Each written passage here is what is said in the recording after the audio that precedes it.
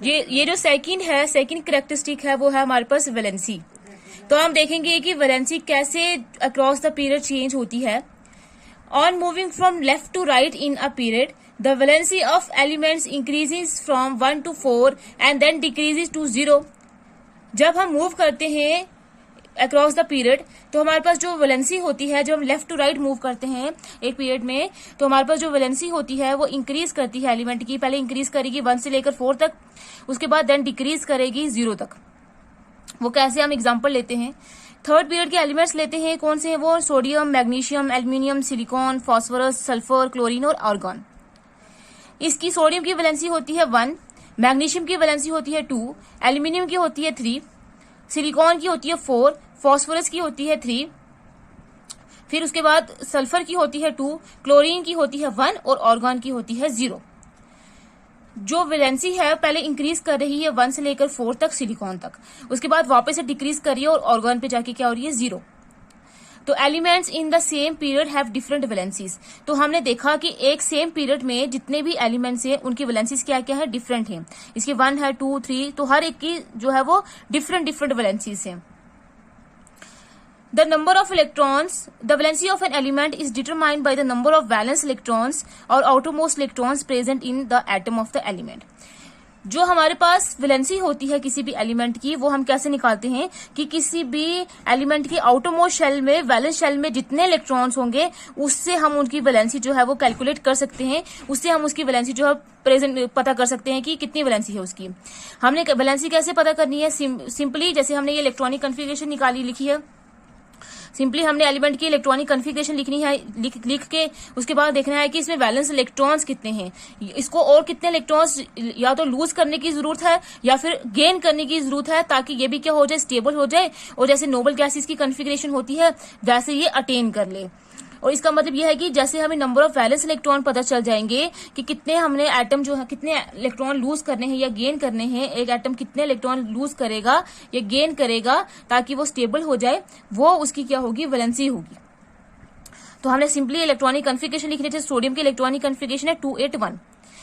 अब इसकी outer most shell में, वैलेंस शेल में एक ही इलेक्ट्रॉन है, तो ये एक इलेक्ट्रॉन क्या करेगा? पहली शेल में 2 होने चाहिए थे, ऑलरेडी 2 हैं। दूसरी शेल में 8 होने चाहिए थे, ऑलरेडी 8 हैं। अब तीसरी शेल में भी हमारे पास 8 होने चाहिए थे, लेकिन यहाँ पे तो 1 इलेक्ट्रॉन है, इसका मतलब ये अनस्टेबल है। अब इसको 7 इलेक्ट्रॉन की और की जरूरत है। अब कोई एलिमेंट इतना तो होगा नहीं कि अपने 7 इलेक्ट्रॉन इसको दे देगा और ये स्टेबल हो जाएगा, या ये किसी से 7 इलेक्ट्रॉन ले लेगा। तो ये क्या करेगा? फिर अपना ही 1 इलेक्ट्रॉन लूज कर देगा, अपना 1 इलेक्ट्रॉन लूज कर देगा और क्या हो जाएगा? स्टेबल हो जाएगा। और इसकी कन्फिगरेशन क्या हो जाएगी? 2 और 8, तब जाके ये स्टेबल हो जाएगा। और इसने 1 इलेक्ट्रॉन लूज किया है, तो जितने इलेक्ट्रॉन लूज करता है कोई एलिमेंट या गेन करता है वही उसकी वैलेंसी होती है। तो इसने 1 इलेक्ट्रॉन लूज करा है तो इसकी वैलेंसी क्या होगी? फिर 1। सोडियम की वैलेंसी क्या होगी? 1। इस तरीके से हम इलेक्ट्रॉनिक कन्फिगरेशन देख के, वैलेंस इलेक्ट्रॉन्स को देख के तो हम निकाल सकते हैं कि कितने इलेक्ट्रॉन लूज हुए हैं, गेन हुए हैं, वही उसकी क्या होगी? फिर वैलेंसी होगी। उसके बाद देखते हैं the number of electrons lost और gained or shared by one atom of element to achieve the nearest inert gas electronic configuration gives us the valency of the element।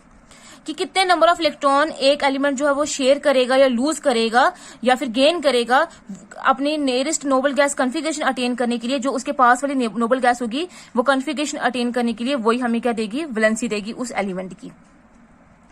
अब वैलेंसी हमें यह पता चल गया कि नंबर ऑफ इलेक्ट्रॉन जो loose करता है एक एलिमेंट या गेन करता है ताकि वो स्टेबल हो जाए, वही उसकी वैलेंसी होती है। तो हमने देखा कि हमें वैलेंसी कैसे कैलकुलेट करनी है? सिर्फ सिंपली इलेक्ट्रॉनिक कन्फिगरेशन देखनी है, उसके नंबर ऑफ वैलेंस इलेक्ट्रॉन्स देखने हैं, तो वहां से हम वैलेंसी जो है वो इजिली कैलकुलेट कर सकते हैं। और अगर हम अक्रॉस द पीरियड की बात करते हैं तो जो वैलेंसी है वो क्या करती है? पहले इंक्रीज करती है, उसके बाद फिर डिक्रीज करके क्या हो जाती है? 0 तक चल जाती है। अब एग्जाम्पल लेते हैं, जैसे हमारे पास एक और एग्जाम्पल लेते हैं, मैग्नीशियम है। मैग्नीशियम का एटॉमिक नंबर है 12, तो इसकी इलेक्ट्रॉनिक कन्फिगरेशन क्या होगी? पहले शेल में 2 इलेक्ट्रॉन्स जाएंगे, चलेंगे। दूसरी शेल में 8 इलेक्ट्रॉन्स जाएंगे, वो भी चलेंगे। अब 8 और 2 10 होते हैं, लेकिन इसमें 2 इलेक्ट्रॉन्स बच गए हैं, वो चल जाएंगे तीसरी शेल में। अब तीसरी शेल में भी 8 इलेक्ट्रॉन्स होने चाहिए थे, लेकिन यहाँ पे तो 2 इलेक्ट्रॉन्स हैं। तो अब क्या करेगा? इसको 6 इलेक्ट्रॉन्स की और की जरूरत है, तो अब ये करेगा क्या कि 6 इलेक्ट्रॉन्स अपने गेन तो कोई करेगा नहीं, इसको कोई इलेक्ट्रॉन्स देगा नहीं, तो ये क्या करेगा? अपने 2 ही इलेक्ट्रॉन्स क्या करेगा? ये रिमूव कर देगा, लूज कर देगा।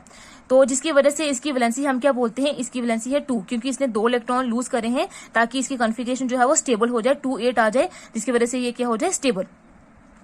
अब वो ऐसे एल्यूमिनियम भी ऐसे करेगा, अपने 3 इलेक्ट्रॉन लूज करेगा तो इसकी वैलेंसी होगी 3।